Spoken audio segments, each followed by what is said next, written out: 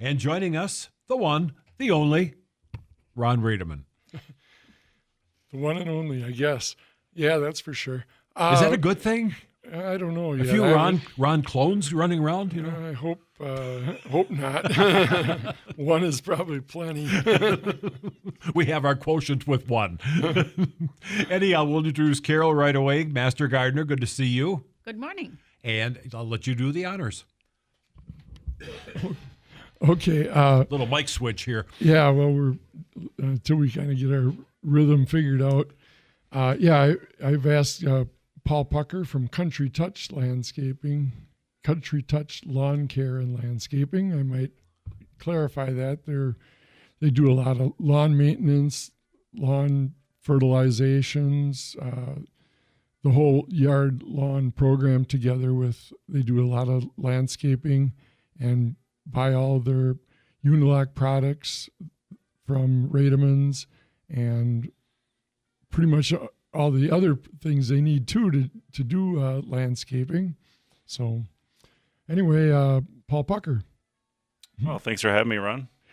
So that's kind of our lineup here for today. If you have any specific questions, of course, on landscaping, Paul will take care of them for us. So, and the lines are open. 923-1450.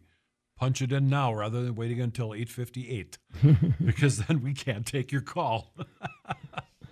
And Rademann's is open today.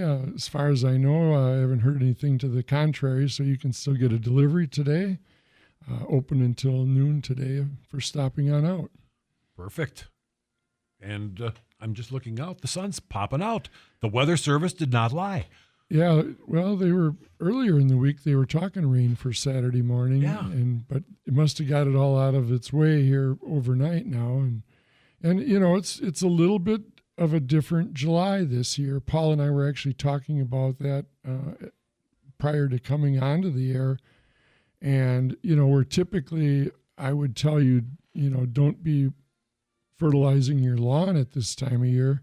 And I just asked Paul, I says, are you guys doing lawn work, fertilizing, weed and feed, the different things that you can do for your lawn right now. Do you want to elaborate on that a little more, Paul? Yeah, sure, Ron. We're putting down, a lot of fertilizer right now, our midsummer program. But what everybody has to understand is, your numbers on your bag, which a lot of people know and maybe some people don't, but your first one's your nitrogen, your center one's your your phosphorus, and your third one is your potash.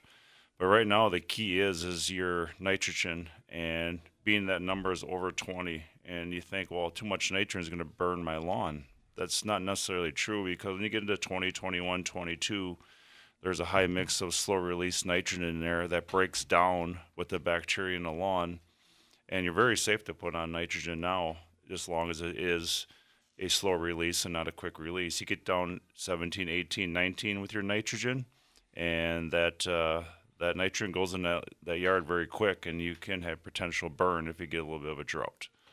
So, all righty, we got a caller. Let's take the caller, and Yep, we can get we'll back go to Chapter 2 of this story. Good morning. You're on the air. I have oregano in the garden, and right now it's starting to get flowers on. Does that mean I have to dig it already? You have oregano? Yes. Which is an herb, and you're going to use what's at the surface. Yes. Yes. It seems, are you going to use it all fresh, or are you going to try to dry it? Or? I was going to dry it. Okay. You can cut it now. And then it'll grow back some more, and then you can cut it again. Just don't cut it right down to the nub. Let it have a little bit of green there yet. Okay. And then you can dry it. Just hang it up and dry it, or, put it in one of the air dryers or anything like that. Right. Mm-hmm. Oh, okay. It should grow some more. Oregano is kind of one of the slower herbs to be growing, but it'll keep going. So it doesn't matter if the flowers are on it then? No, and that's part of the good smell as well, actually, right. I think. Yes. Yes. Okay. Sure. Thank you. And when you make your spaghetti sauce and pizza, and don't forget to invite us over. Hey, that sounds like a good idea. Thank you. Thanks for the call. 923-1450, 1-888-900-1450. Lines are open for you, and we have another caller, so let's Nope, that was still her.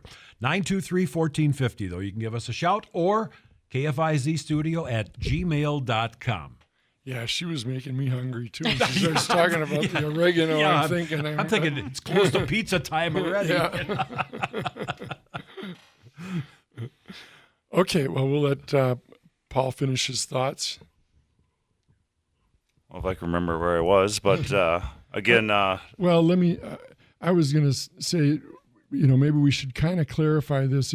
You should be using like a step 3 if you are fertilizing at this time of year, because some years you can't. But at least in Wisconsin right now, the temperatures haven't been that hot, and it's been, we've been getting plenty of moisture, timely moisture, and it looks like it's going to continue here for the next.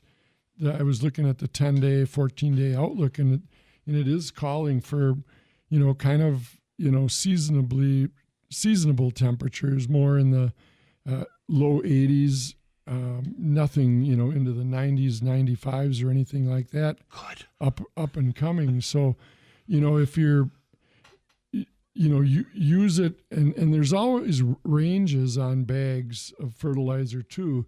So you want to use the lighter range, and you also have to be, don't use a step 1. That's going to be, or a step 4. That's going to have a lot of nitrogen in it, and then that could potentially burn it.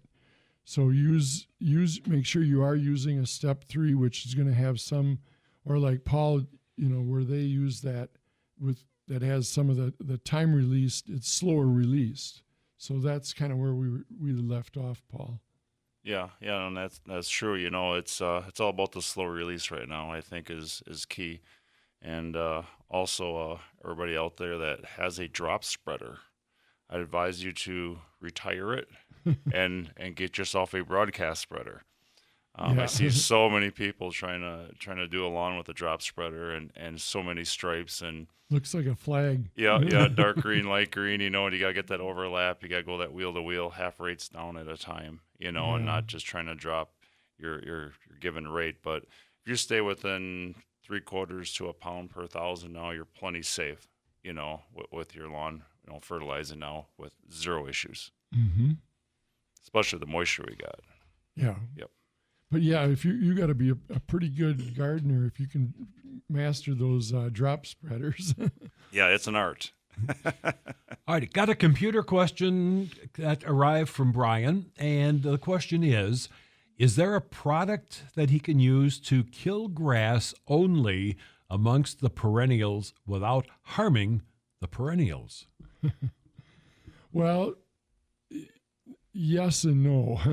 The best product that I found is cleanup. That'll kill grass, and it'll damage a lot of perennials, but it won't kill them.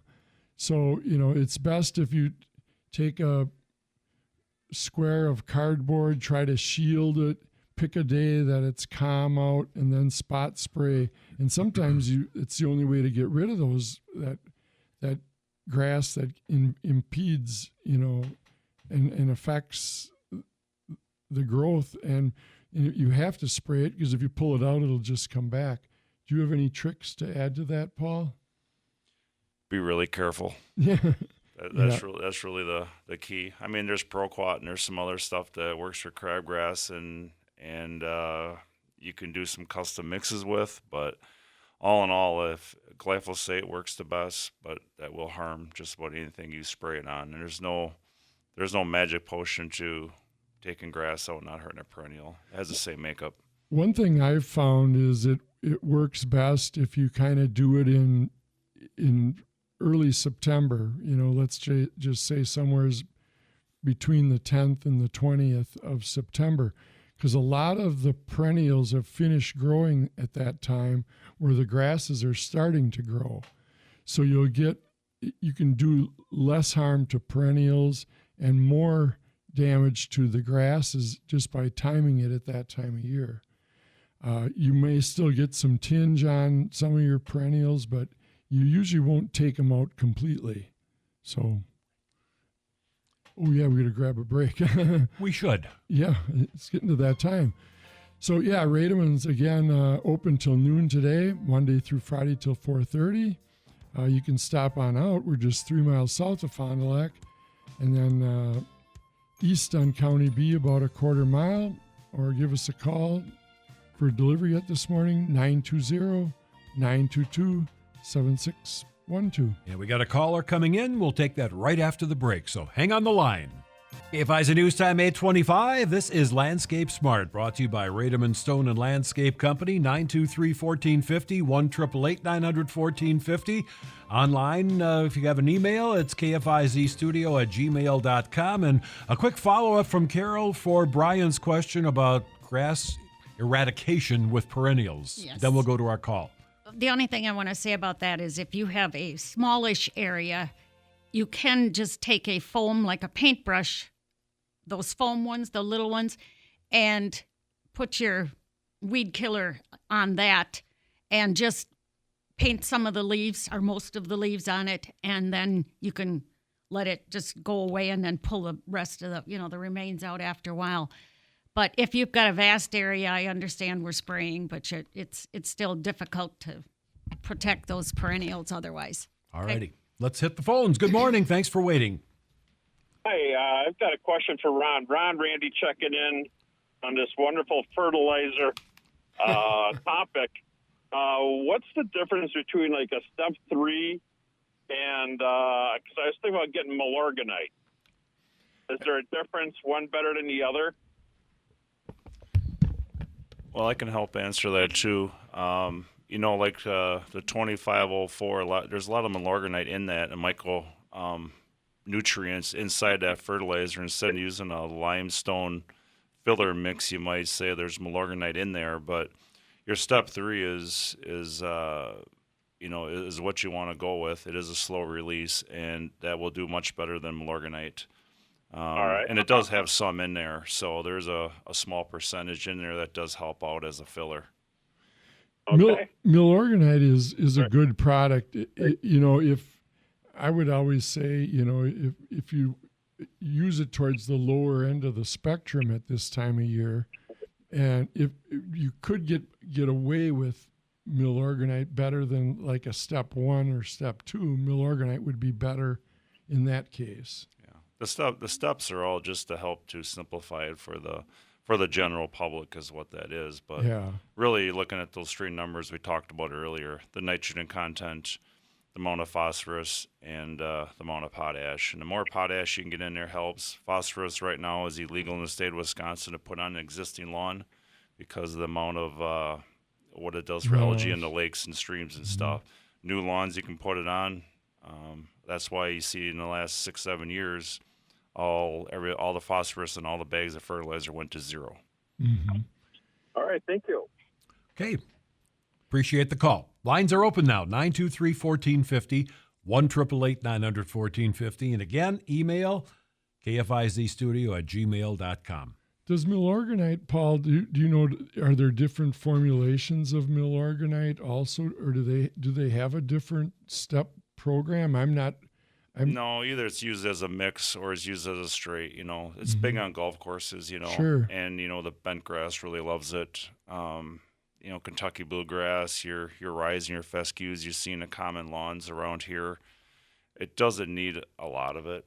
The nitrogen does. I think it's a better value and a better buy than putting on a bunch of Milorganite. Mm-hmm. Yeah, Milorganite can be a little expensive if you're. Yep. Mm-hmm. So what else? Oh, we got a caller. That's Perfect. What else. Good morning. You're on the air.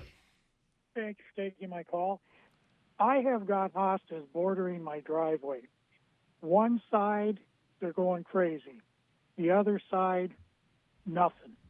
I used one of those pronger tester things. The side where it's going crazy, it says fertility, good. The other side, not good. How do I tell what I need to put in for fertilizer? Maybe we need to get it back to you anyway. Well, typically when you see it along the driveway, what's probably happening is, you could get some salt runoff from your cars and and that, or the soil along a driveway. Sometimes they put good soil on one side of the driveway when you're doing your driveway and your lawn, and then they blend the gravel and the screenings out over there, and they put a little black dirt on top and then you try to grow grass or hostas in there. So, maybe what you want to do is just kind of dig down and see what you're finding there. And if you're finding poor soil, hostas are pretty easy. You could almost pop them all out and then go ahead and fill it back in, get rid of the bad soil, put in some good soil, and they probably would improve and you can do that literally any time of year with hostas. I would think so, yes. You might want to wait until fall just because your project would be a little bit easier than, Right. If you let them go a little more dormant and then do it, yes, either way. Okay. Just replace all the dirt then, or? Yeah, I think I would, because I have a hunch that's what's going on. There's probably some screenings mixed in there, so it may be very alkaline, or it's just, hard as a rock, literally, because it's got too much rock there. Mm-hmm. So, okay. But that's what it sounds like to me. So. Okay. And well, no I'll give amount that a of shot. fertilizer, you could fertilize them and keep fertilizing, and you're never going to get ahead of it. So you might as well just replace the soil. And I think that's what you're going to find when you start digging around in there. So. Okay, well, I'll With the give that a shot then. With a soil replacement, how deep do you have to go for replacing? Well, with hostas, if you dig it down, maybe 6 or 8 inches even is probably enough. Mm-hmm. And you'll probably, that should be, as you get down, a lot of times you might get into some clay or get into some better soil, subsoil rather than and that'll just getting rid of the gravel or the hard pan there from when they did they blended the driveway off. Well, I know there's clay in that area. Yeah, and if there's clay and it's down, 8 inches, just leave it there. That's fine. Okay. But you want to get some better soil, topsoil, shredded dirt in there to plant or garden, maybe even garden mix would be bad to use if you're planting hostas or any other perennials for that matter. Mm-hmm. Okay, I'll give that a shot. Mm-hmm. All righty. We thank you for the call. 923-1450. Lines are open. In the interim, we've got an email question from Jeff. He asks, what is the best way to remove mature buckthorn brush/trees? After it's all been removed, will covering it with black plastic work? Not really. You really want to saw them off and then paint them with a high density herbicide, like out at Rademann's. What do we got going on there? They have like a brush killer super concentrate, and that's available in a pint. And you could just again get out your little foam paintbrush that Carol uses every day in the garden, and then paint, saw them off, and you can make about 5 or 6 or 7 cuts. Don't lose your place, and then go back in and then kill it that way. It'll kill it out from the ground up. And the smaller seedlings that are coming up, if you just, you could work those out and just dig them out. But you're not going to really control it just by putting plastic down. I don't believe. I don't think so either. All righty. There's Jeff's answer. And you can email a question in yourself, kfizstudio@gmail.com. One of the other things I was noticing this week as I was driving around town, I see a lot of yellow trees that shouldn't be yellow. And what's happening is it's starting to show up that they need iron. And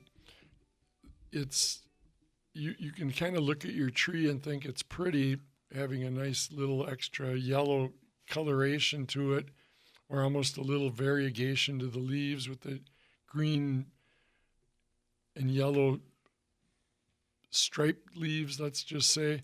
But it's long term, you want to get after that, and you're going to have to treat them. They're going to need iron. They're going to need a lower soil pH.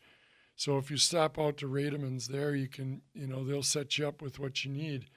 But, take a picture.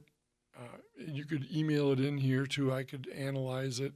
You don't have to do a soil test because the tree is telling you what the soil needs right there. And it needs a lower soil pH, so sulfur is important. Look for products, soil amendments that have sulfur and iron. And out at Rademann's, they got, there's liquid, Bonite as a liquid iron product that we have on the shelf out there. And then also some of the NutriPack fertilizer packets, you can get those specifically. They have sulfur in them. But you want to get after it because, or like I said, you could email us a picture in here and I can kind of take a look at it. But if you're not sure, it's best to get it taken care of. And the leaves aren't going to turn green overnight, but next year, then hopefully they come. Sometimes if you get them early enough here right now and fertilize them, you can get it to turn some new growth coming out greener than the yellow. But for the most part, you're not going to see results until next year and even the following year. All righty. We got a caller. Good morning. You're on the air. Good morning. I would like just a quick clarification on the Milorganite. I've had a bag in my garage for a long time, and did I understand then it would be okay to use it on my lawn now? Well, with Milorganite, first of all, it doesn't matter how old it is. It could be 10 years old, and it's all still good. So that part of it wouldn't really matter. Could you read off by chance the numbers that are on that bag for us? Yeah, I'm not by it right now. Well, to answer the question, the short answer to the question is, I guess, use it on the lower part of the range. You could use it now. I wouldn't go out and buy any Milorganite at this time of year. Save that part of it for spring. If you got it gathering dust on your shelf in the garage, then I would go ahead and use it. And then I would Yes, that's what it's doing. It's gathering dust, and I'd like to get rid of it. Right, and that's where I would, use it, or even if you just want to put it on lightly across your whole lawn, it'll still help, even if it's below the recommended numbers, and it'll say, 3 pounds per 1,000 square feet or 6 pounds per 1,000, but it usually has a range in there. Sure. And use it at the bottom part of the range or even less. Less doesn't hurt. It all helps a little bit. So that's what I would probably do with it if it was on my garage shelf. Yeah, thank you. So if I use it now, can I use it any other time of the year just so I can get rid of it? Yeah, well, you could really use it any time for that matter, as long as, but I don't know. Maybe 2 weeks from now, you call in and we tell you not to fertilize too, because then we're only looking at the 10-day and 14-day outlook. I don't trust anything any more longer term than that, and that's why I would say I would use it up now rather than wait a few weeks. You could use it again in September, or again even in November when you do your winterizer, but at that point in time, there's going to be better products available. Again, do you have more to add to that, Paul? Well, I would say that your lawn would be much happier to have it on than your garage floor. Yeah. Yeah, and it will do very well. Yeah. And there's so much moisture in the ground now, you will hurt nothing. It will only help it, and use it up. Get it going. Mm-hmm. Very good. Thank you very much. I appreciate it. And now you have an open shelf. Yes, right. All righty. Thanks for the call. Good luck with it. 923-1450. Lines are open. Give a shout if you have a question. 1-888-900-1450 works as well. Yeah, sometimes it's just nice to get, clear some space out of the garage. That's why, like I said, as long as you're working with the lower part of the range. Now, I still wouldn't use any 40-00 spring lawn fertilizer at this time of year. That would probably create a problem. That one you might want to wait until November or until in next year in April. But don't clear that one off your garage shelf. Not yet. And I think I'll highlight on that too. You said iron with the trees. You see people's lawns right now, they're rich green. They're just beautiful. Iron content, the right amount of percentage in your summer fertilizers is crucial to have that dark green lawn. There's a lot of fertilizers out there have very, very little iron in them. Some have, 5, 6, 7, 8%. When you got that in that bag, that's you see the difference of a great fertilizer working well on your yard. You'll notice it when you go to the store and buy it too, because it'll cost more for that iron. The iron is not iron is not cheap, whether you're buying a car or putting it on your lawn. But the fertilizers with iron will definitely cost more. But worth it if you want a good looking lawn. Yes. Yeah. Absolutely. Mm-hmm. And is that a multiple time a year application, or is it typically just you get the iron in there to bring the levels up? I guess how often do you have to spend that extra money to get the iron in your lawn? Is kind of what I'm asking. I would probably ideally use it in your winterizer. That's the one that you're going to put down, after Halloween into November now, as our fall seasons are being extended each year. So use that as your more of a winterizer, ideally. Okay, now we know. Now, and if you're contracting with, a lawn care company, they're going to, such as Country Touch here, Paul, they're analyzing it a little bit different. I'm being a little more general here, so people don't get in trouble, with these kind of things too. So if you're working with a professional, you don't have to worry about those things as much. So. Yeah, that's correct. All righty, 923-1450. Lines are available for you. Give a call because we're going to take a break. All right. Yeah, time for a break. Again, Rademann's open today until noon, Monday through Friday till 4:30. And you can give us a call, 920-922-7612. We can still get a delivery out to you. Or otherwise, stop on out. We're just 3 miles south of Fond du Lac, just off 41 to the east, about a quarter mile on County Trunk B. And we will be right back. KFIZ News Time 8:45, Landscape Smart, brought to you by Rademann Stone and Landscape Company. We are going to the phones. Good morning. Hello. Good morning. Hi, you're on the air. Hi. I have a maple tree that was started from a seedling, and for some reason, the north side of the tree, the leaves are all falling off, and it looks terrible. The rest of the tree looks fine. What would cause that? Yeah, that's a good question. Really good question. Like, how big of a tree? How is this? Let's get started that way. Or how long ago did it start growing from the seed? I want to say maybe about 15 years ago. Oh, so it's a pretty big tree, maybe 20 feet tall already. Yeah. Uh-huh. Well, the lack of leaves on one side has nothing to do with the fact that it was growing from a seed. That much I can tell you. It's hard to say what would cause that. Sometimes you're getting reflection, off buildings, for example, that could burn those leaves. There's really no buildings around it. Okay, so it's out in the open. It's in the open. The east side, I live on the lake, but the east side and the south side, look good. It's just the north side that looks terrible. Uh-huh. Yeah, I don't really know of anything specifically that would cause that.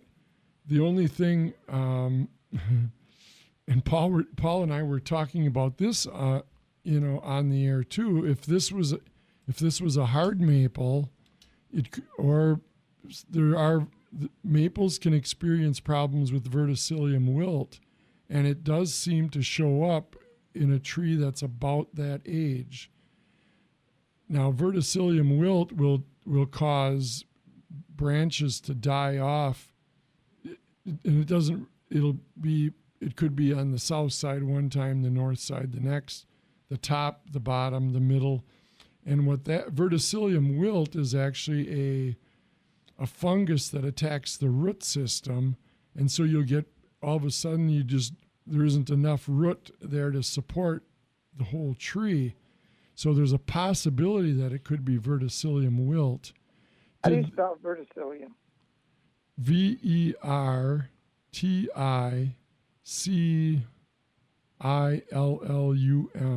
Verticillium. Okay, thank you. And yeah, there's a lot of good information online on verticillium wilt, and you might be able to, identify it that way. Do you know if this is a hard maple or a soft maple? The leaves in the spring of the year are that pretty deep, kind of purplish, but then it turns green. Uh-huh.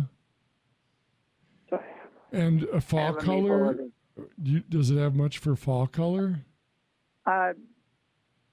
Just a regular orange. Uh-huh. It could be even Norway maple, and sometimes Norway maple, they can have like a girdling root, and that could cause a branch or part of the tree to die off. Because again, now there's no energy going up that side of the tree. So it could be a couple of different things. Norway maple, you'll see more problems with girdling roots. Sugar maple, you see more problems with verticillium wilt. And soft maples, you have just a whole other different set of problems. Soft maple are silver maple, hard maple, sugar maple, and otherwise the Norway maples. But, or if you're tech savvy, you could send us a picture in here to Jerry, and we can take a look at it on the air, email it to us, or even sometime during the week, and then we could answer the question next Saturday. KFIZ studio at gmail.com. Thank you. So, because it could be, a number of different things, really, and it all kind of goes back to what variety of maple it is, too. And all three of those could grow from seed, and they're all around here quite readily. So, yeah. But typically, you'll see verticillium wilt problems in sugar maple, and you'll see girdling root problems in Norway maple. Not all the time, but that's where we see it most often. Anything else to add to that, Paul? Oh, would you think that fertilization law with some stakes would help, Ron? I think Snap it back? No, probably not, because I think it's more of a problem below ground, and we'd have to kind of get to the root of the problem, so to speak. No pun intended there. Because otherwise, if the rest of the tree was showing signs of stress, then water, fertilization, things like that would help. But as it's just one branch, that tells me there's a root system problem. Unless there would happen to be something, caterpillars or something like that totally defoliated it. But typically, then you'd see it throughout other parts of the tree too. So it used to, like other years, have ants and on it, but I don't see ants this year so far. Well, ants are kind of predator insects. So what you'll find sometimes if you have aphids or leafhoppers or there's egg masses there, then the ants will come in and go after that. So the ants don't harm your tree. The ants will help your tree, but it'll also point out to you that there's a problem there with insects in most cases when you start seeing ants. Okay. So Also, if the trunk was nicked by the lawnmower, would that create a problem? well, yeah, that creates a different problem. You know, you've got a vulnerability point there now. It wouldn't create one branch. It wouldn't cause one branch to die out like that, though.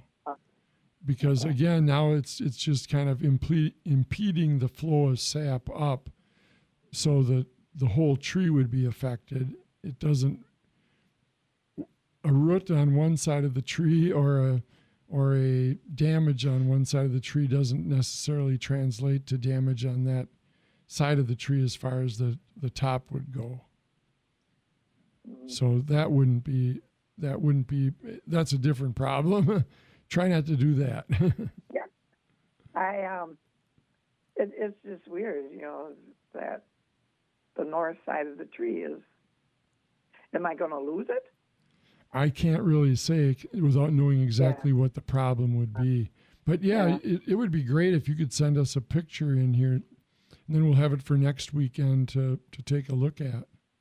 So I have to get some help to do that. I'm not that savvy. yeah.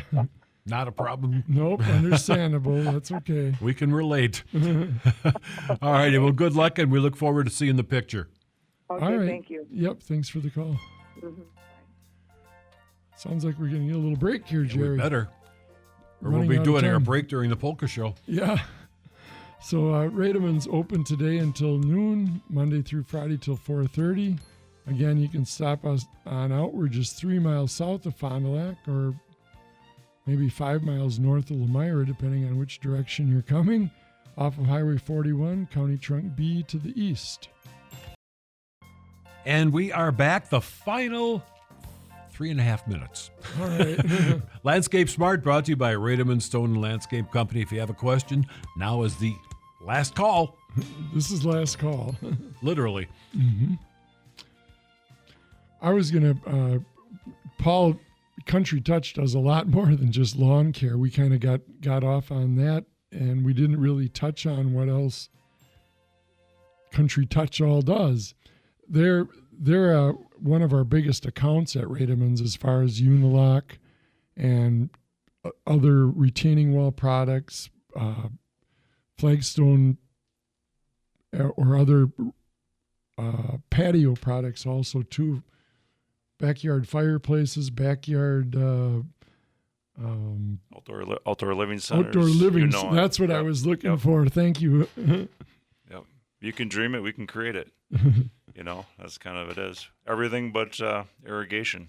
And you surely don't need irrigation this year. Right. That's for sure. Yeah.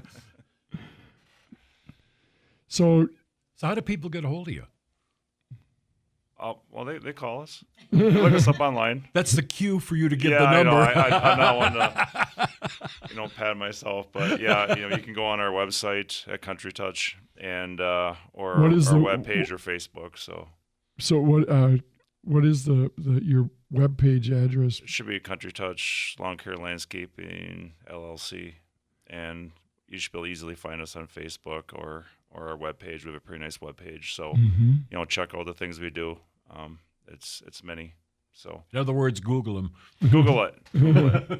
That's always the key one. It comes up actually as a Rosendale address, but if you were down the road about a quarter mile, you'd have a Fond du Lac address. Yes. So don't let that doesn't mean if you live in Rosendale, you're sure welcome to call Paul for your needs out that way, but he's actually just based, whatever it is, 6-7 miles out of Fond du Lac, which is kind of where all lawn care and landscape companies are. You don't have a real good, it doesn't work real well being located right in the middle of the city always, with all the equipment and all the products that you have to carry and inventory. So almost every landscaper that's from Fond du Lac is also adjoining to Fond du Lac. So Correct. Yep. Alrighty, we are basically out of time. So quick reminder that you are open, obviously. So, yeah, again, you can still get a delivery at Rademann's, 920-922-7612, or you can stop on out on your way out to Country Creamery this morning. Always something going on over there. Like good ice cream. Yeah. 920-922-7612, or like I said, just 3 miles south of Fond du Lac and then east on County B about a quarter mile. Paul, thanks again for coming on. We'll probably hear your smiling voice again in a couple weeks. Carol, last thought? Well, I don't know if I have a last thought, but let's hope the rain can go away for just a little bit today. Okay, and it sounds like Try it's to do going to that. happen. Yep. Hey, thank you so much for your calls and for joining us. We'll be back again next week with another edition.